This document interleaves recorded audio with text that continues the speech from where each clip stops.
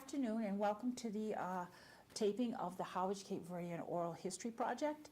My name is Angelina Rainio Chalaka, and today we'll be talking with two wonderful people, outstanding people of our community, Shirley and Richard Gomes. Thank you. So I'm just going to ask you a few questions, and if you could elaborate and share with us whatever you'd like to share, stories, histories, etc. Okay, you grew up in the Pleasant Lake area, affectionately known as P Lake. P Lake. What was it like when you were kids, teenagers? Well, we both come from large families, so we never had any trouble getting a basketball team or football team or together. Baseball fields. They had 10 and we had 9. Yeah. So we had our own teams. Yeah, did you get along back then? Oh yeah, we got along. Well, when we did call in the bigger brothers. It was like Hatfield and McCoy sometimes, but we resolved our differences. Oh, that's really good. Okay, so can you fill us in on, what was really fun about growing up in a Cape Verdean community over in P Lake? What was really interesting or fun? What do you remember? Stories, buildings, people? I remember the meals, and the sharing of the meals, and the family get-togethers, and that happened all the time. Okay. That's what I remember most. Yeah. The food. The food. Food. And there were so many large families on Pleasant Lake Avenue in Queen Anne, where they call that the Four Corners, Pleasant Lake and Queen Anne. And they were mostly all large Cape Verdean families, so there was always a big team. And you could play a game or many games for hours on end, and isn't that what we did? We were outdoors all day after you got your chores done. Yeah. In that time, getting your chores done was a big part of family. Yeah. But a lot of family gatherings, and whenever family got together for events, it could be days. Yeah. Four Corners was just, they had this wonderful, you could call it a community center, these big barns in the clubhouse, Yeah. where they played card games and had dances, and And your house was pretty big. I remember it. very big, yeah. So you had a lot of gatherings that were there? Right there on Four Corners, because behind it was this big garage, and then that clubhouse. Right. And so it was the community center. Yeah. Yeah.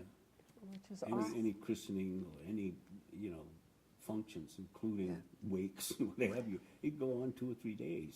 Right. Music was a big part of it, and there were a lot of musicians. There were, guitars and violins, and a lot of singing. Yeah. It was. The only thing is they never knew how, when they played a song, you were dancing, they didn't know how, if they felt good, and they were feeling good, they had some help with that, and the music felt right, they didn't know how to stop.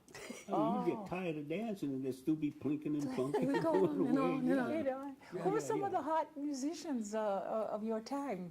Do you remember some of the old timers? Oh, sure. We had Paulie on the fiddle. Okay. He used to spend a lot of time just tuning up. They Okay, would Paulie say, Gonsalves. "Paulie Gonsalves, will you play?" Like tune up.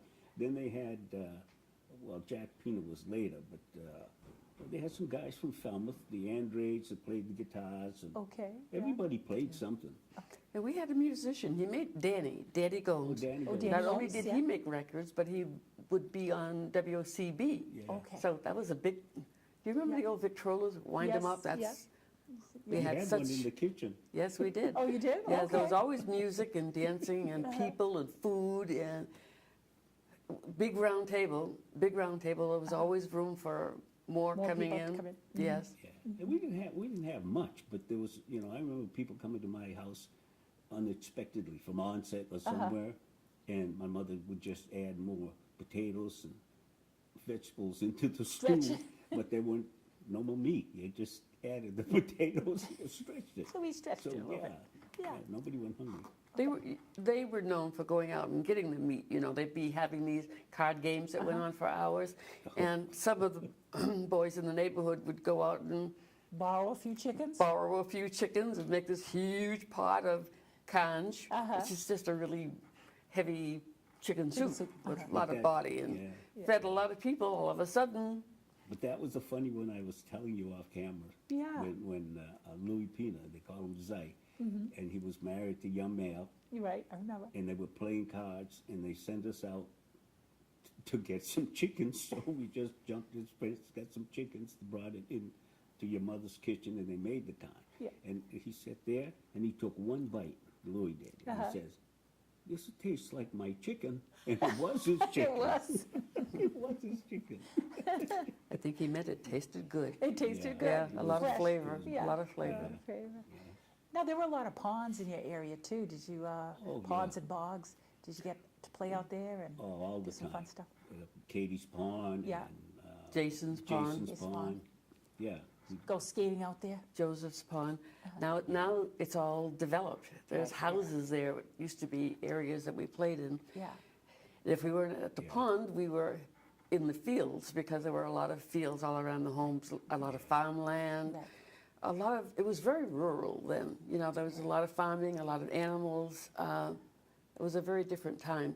Well, you had to raise a lot of our own food. Right. You know, I remember my mother, you know, we get off the school bus, and there she would be with a pail of water trying to get a pig that had gotten away. Okay. And I would just, I don't know who she was. That pig later became part of the winter produce. but- Produce, yeah. Yeah. Yes. Now, did you go shopping down in Howard Center? Is that where you used to go to Toby's. Toby's down Yeah, there? you could get credit there. You're right, yeah. Especially during the cranberry season. You just saved all your tickets, Okay, and you had credit at Toby's. You got whatever you needed. Then when they paid you at the end of the season, Yeah. and you cashed in your tickets, then you went and paid your bill out. Yeah. okay. But they did a lot of living off the land, and I think Oh, a lot yeah. of that was their Cape Verdean heritage. Right. The Cape Verde Islands are very barren, very dry. Yeah. They did terracing for water. They produced farms. We had farms all around us. Okay, yeah. So they lived off the land and they lived off the sea. Yeah, They were a lot they of were fish. very, very good fishermen, seamen. The Louis that he talked about before was one of the whalers Mm-hmm. that came over from the Cape Verde Islands, and he had wonderful stories to tell. But that kind of community was very tight. Yeah. And you know, the people who wanted to learn English and become citizens, they were all around us. They taught English in homes Right. right there on Queen Anne Road. They taught religious ed in some other homes until you grew up and went off to school. Yeah. That was your life, but there was plenty of life. Yeah, plenty. And did you, now, Kelly Street also had a large Cape Verdean Yes. Yeah. group, even though a lot of them weren't related Yeah. to Pleasant Lake. Did you mix a lot back and forth? Did you go back and forth to Kelly Street and Pleasant Lake, or you pretty much stayed in your own little We neighborhoods? probably stayed, we stayed in our own neighborhoods, but when we play a football game or something, it'd be Kelly Street against P Lake. Okay, And there were a few fights. Yeah. You know? but you worked it out. Yeah, but it was fun. It was fun. It was great. Yeah. Okay, can you tell us a little, think as far back as you can in terms of your parents, grandparents, great-grandparents, you know, which ones came over from the Cape Verde Islands, and do you know which islands they were coming from, and why did they choose Harwich? Do you have any recollection, or? Well, my grandfather came from the same island your father came from. Fogo. Yeah, they both came from Fogo. They came to work on fishing boats in the cranberry bogs. Harwich was one of the largest cranberry growers in the nation at one point, so I think that attracted a lot of people here because it was another type of farming, Right. and a lot of the cranberry industry was supported by the Cape Verdean population. We went from picking them to owning them. Yeah. That's one of the things in that Right. book, I Am of Cape Cod, that I Right. thought was important, that we not only knew about planting and growing cranberries, Right. we became owners. That's one of the things I think different from what I see today. The Cape Verdeans that came in my childhood, Right. they wanted to learn English. They wanted to buy homes. They wanted to make this their place, and Right. they did. They did. They did. They became a part of the community in every way. And in that book, I Am of Cape Cod, I talk about people like your father and like Albert Radio. They were, I think then I was serving as chairman of the Board of Selectmen, and it was to point out that we came here and became such part of the community, Right. that we were respected and elected to important positions. Your father certainly was as chief of police, but that's typical of the way we grew. But grew wanting to be a part of the community, not separate from it. Right. But that all took time. It did. all It took did, time, yeah. you know, Yeah. for your father to become a police chief, for you to become a selectman and state rep and me to be elected to planning board and school committee, and Albert being the highway surveyor. That didn't happen overnight. Right. We had to prove ourselves more than anybody else in the community, because there Right. were prejudices, you know. Right. Well, you hear your mother was a domestic, your father was a construction, your binga. Well, they wanted the label, Right. right? And I knew at a fairly early age that in order to accomplish whatever I wanted to accomplish, and that was to be respected, Right. I had to work twice as hard. Right. And we did. We worked twice as hard. We and did. proved ourselves, and then were accepted. Right. I think that's And then not unusual. Once we were accepted, I didn't say it was unusual. No? Once you were accepted, Right. the people in the community realized that, well, you know what? They don't just pick cranberries and plant farms. Right. They have a brain. Right. We had a lot of good times. The clubs, there was the 20 Links Club, the Right. Portuguese Men's Club, and the Portuguese Sewing Circle. And they had all of them had wonderful events, but it was very much supported by the community of Harwich. When the 20 Links Club had Jag and Chicken dinners, it sold out all the Right. time, as did the variety shows. We had variety shows at the Exchange Hall. We were sold out night after night, and it was a wonderful intergenerational experience. His grandmother was there singing and performing with great. her grandson, and Yeah. I saw Dick dancing in a tutu. Crazy That's a things, sight. crazy things happened back then, but We we had had some a lot fun, of though. fun. But you had a lot of fun. Yeah. And it was the all whole part of community. The whole community came in. We sold out that place every night for I don't And know you how held long. these variety shows at the yeah. Exchange Hall? Yeah. Exchange Hall, Right. Yeah. year after year. It Yeah. got to be too much work. Yeah. And you know what else changed in our society, and I think this is true of our country, we all got so busy working Right. that the time to give to all these volunteer groups was less and less. So Right. you had to picking and choosing what you can support. But Yeah. here we are taping at Brooks Academy, and I remember when we started the Friends of Brooks Free Library To get it rolling. and Family Pantry, things Right. like that. So you Yeah, the Family tailored, Pantry. you had to tailor the things you got involved in as our society got Busier. increasingly more involved. But you, both of you, have actually stayed busy from when you were very young to even now that you're just over 39, but you've stayed very, very busy in all of the community. You've never really dropped off. Can we encourage our young people to get involved and invested in the That's a community? good question. I still find that sort of hard to do. You know, they have so many things going for them now with this high-tech age and what have you. I don't think they realize how it was in the old days, you know? Right.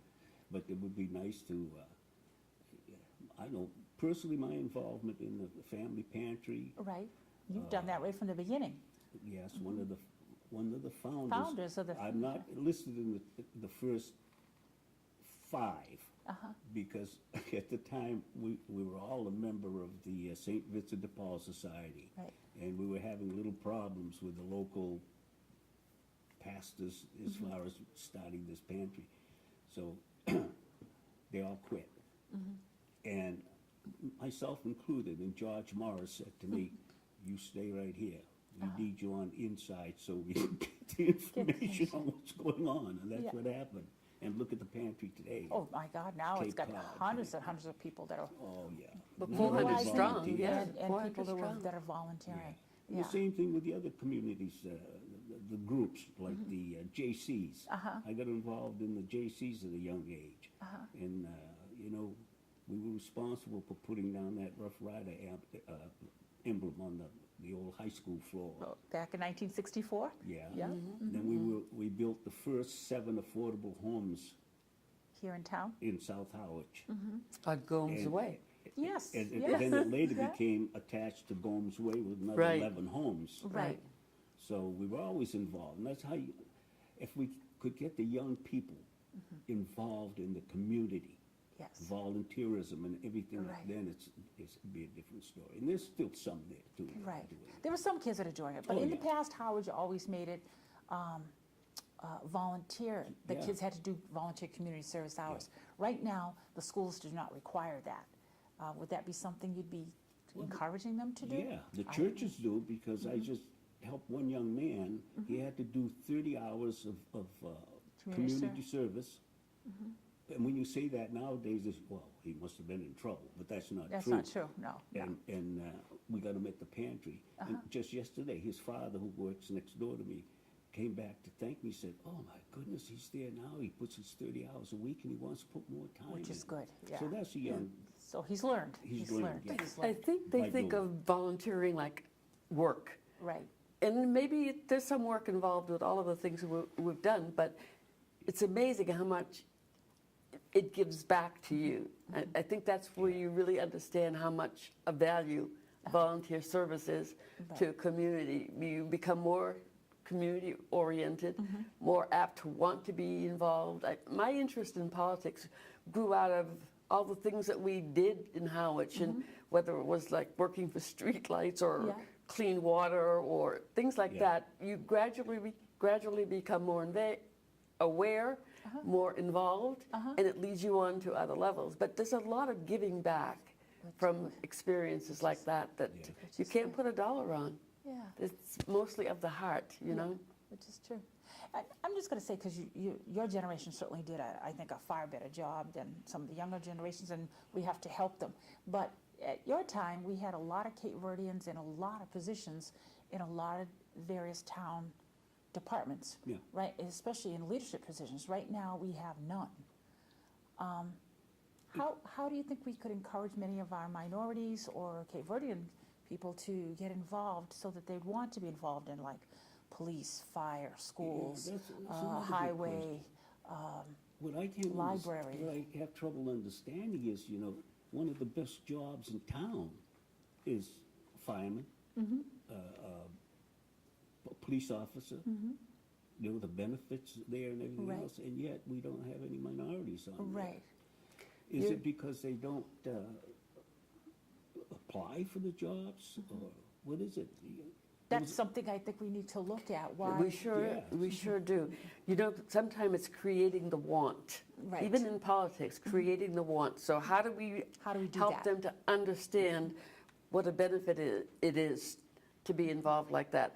His nephew is on the emergency medical service team Yeah. in Boston. He would not be able to raise or earn the same kind of money here Here, that's that he can in Boston. So that makes a difference. I hope that sometime he will come back and be a part of Harwich community, Harwich Fire Department. He can't do it right now. The salaries Salaries are different, yes. Cost of salaries and living. opportunities for the younger generation, they're missing. They are missing. It's just not the Cape way right now, but we need to look at that. How do we bring them back? Right, right. Yes, it's important that we do look into it and Yeah. try to change things. Try to you know, change because things. it should be changed. And There's a- finding ways to keep the young people here. Yeah, Oh, Yeah, yes. no matter who Yeah. they are. Yeah. Yeah, that's Yeah, right. I just talked about Randy right now. I don't see him coming back any too soon. right. And most of them move off Cape if they're going to get jobs that pay Jobs, well.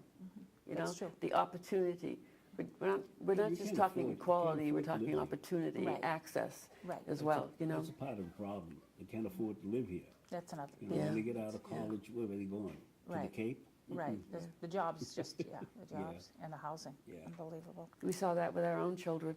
When we were younger, whatever they were involved in, we were involved in. You know, we didn't have public transportation. This end of the Cape is still very rural compared to, you know, the other end. So the Lower Cape still has a lot of work to do to attract younger people, younger families, to live here without paying all outdoors, Right, right. right? It's a big problem. So that the jobs, again, the An issue. opportunities, yeah. Is an issue. It is.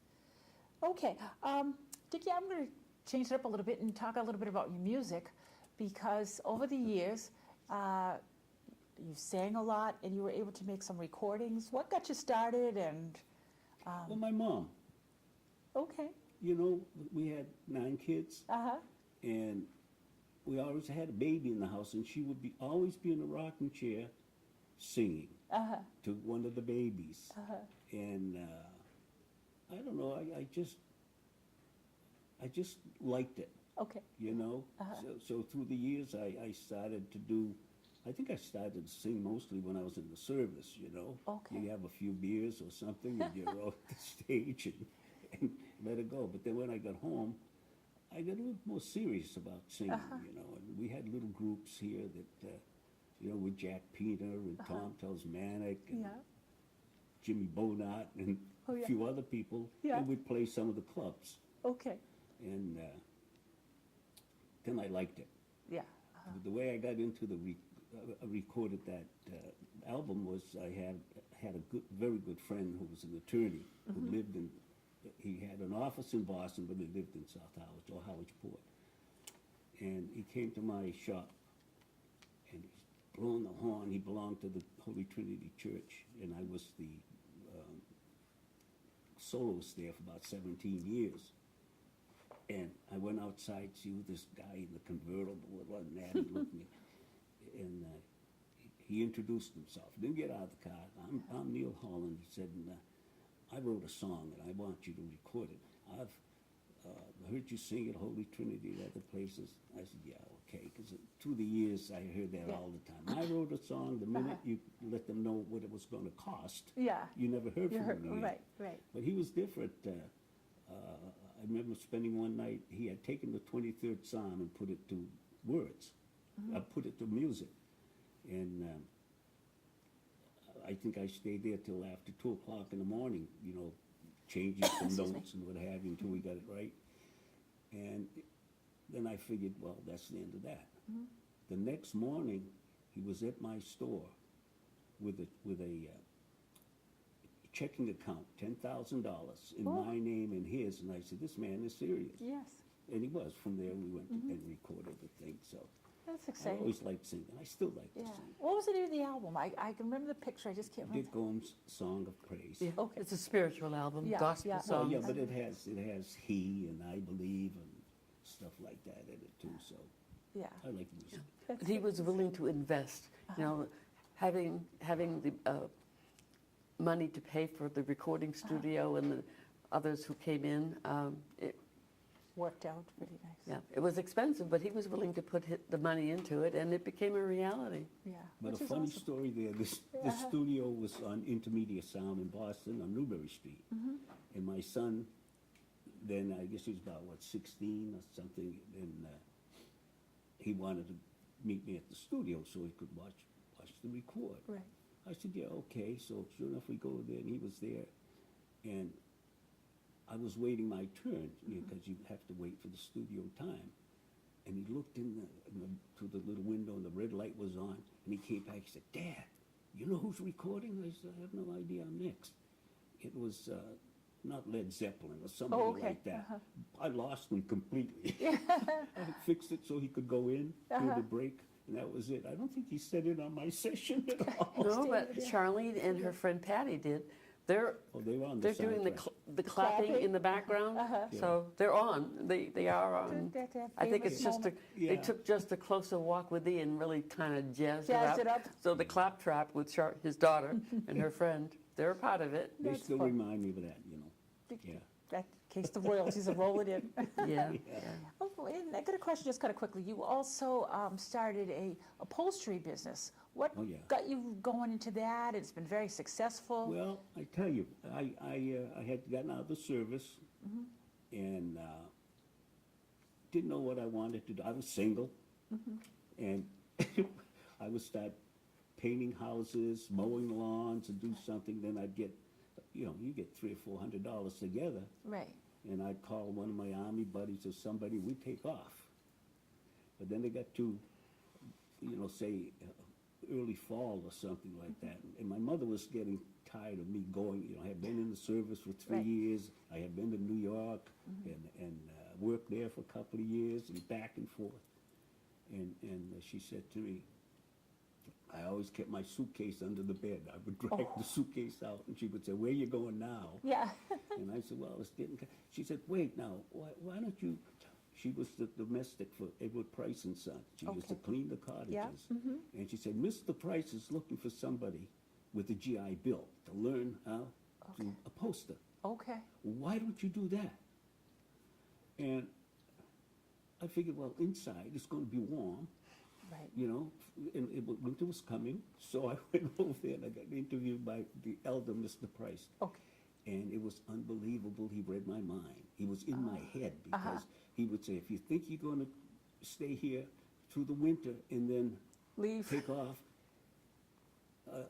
and that's exactly what I was there. That's what was in my head.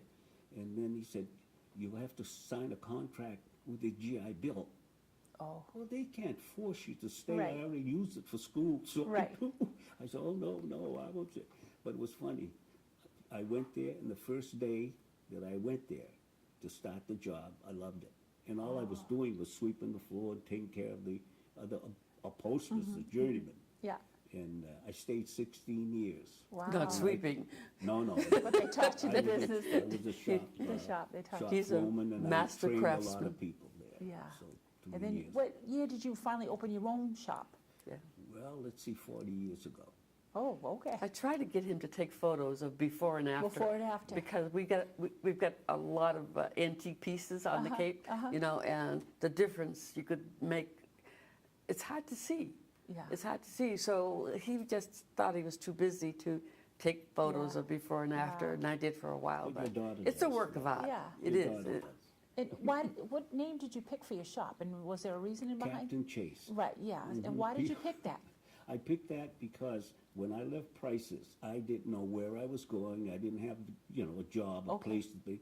And I went to Captain Caleb Chase's house, the original Okay. house across Yep. from the Irish pub. Right. And there was a realtor there that owned it then. And I had settled a dispute between one of Price's younger workers Yes. and this realtor. And he never forgot it. Okay. So I said, I'm going to go over and see if he has any A spot. place, Yeah. He said, yeah, you can have any place in this house for your shop. That was And I nice. did. I took a place about the size of this, and that's where I started.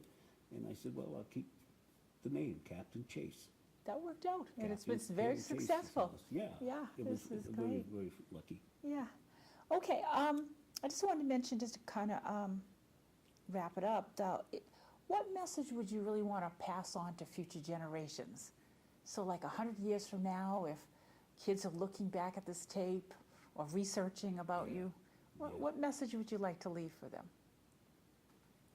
I know what I would like to, message I would leave 100 years from now. Kids, you can be whatever you want to be. You can go wherever you want to go, regardless, if you really want something bad enough, whether it's education, a job, or whatever, you can attain it. That's the message I would. That's a I good think- one, a very good one. Yeah. Yeah. Shirley, is there anything you'd like to share? You've got to put your heart into it. You've got to care. You've got to make the effort. You've got to seek the opportunity. It doesn't always come to you. Right. Sometimes that extra effort. I think it is harder earning a living if you're in a place like Lower Cape Cod. Right. So you're challenged, but it just is so worth it to be a part of a community. I love our community. I think I beautiful ran town. on that It's a theme great once, town. Harwich It is is. home, and it was a big heart. Right. But the heart comes from being involved, from all the experiences we've had on Cape Cod, and particularly in Harwich. They make your life so much more meaningful. It's not all about earning the dollar, it's the relationships. The relationship, connection. The connections, the community. And it doesn't just happen. You've got to go for it. Right. And one thing sticks out in my mind, when she was elected to the House of Representatives, somebody interviewed several people in the neighborhood, the Cape Verdean community, and I remember Frankie Monterio saying she went, what was it, a long way from This is a Peewee- long way from way the from Four Peewee Corners. Avenue, Remember the Four Corners that I mentioned earlier? long way from the Four Corners to the State House. That's I right. never forgot it, yeah. And it was true. Yeah. So we really thank you for that. Is there anything else that you'd like to share with us before we start to wrap up? And I'm good. I think back to all of the changes that happened. You know, we think back to the 40s, and Harwich then was very different from Harwich now. But it's been good. The growth hasn't been too fast. You know, once they put that Mid-Cape Highway into Harwich, you could see how it grew from that point on, you know. But it's been good growth. right, And the sense of community here in Harwich is very good. it is. It really is. It's a wonderful place to be. When you get your heart involved with it, the rest goes along, you know. Head follows heart, and you say, I do want to be a part of this. I'm going to do what I can to help preserve it, protect it. And to say to the young people, you reap what you sow, right? That's What true. you give to your community, you'll get back tenfold. You know, Very, that's something very they true. should really know, you know? Very, very Yeah. true. Well, I really would like to thank you very, very much, and I want to thank you for all that you've done for our town, because you definitely have been two very, very active people, and so I wanted to thank you. I also wanted to thank our awesome photographer, Bill Collins, and his lovely wife, Brenda Collins, who's done a lot of research. And again, thank you again to the Howard Brooks Library and to the Howard Historical Society for all of their support. So thank you again. And I thank you for inviting us, and I really appreciate it. I've enjoyed it. Thank We're you very much. proud of Thank you. you. We're proud of you too. Thank you.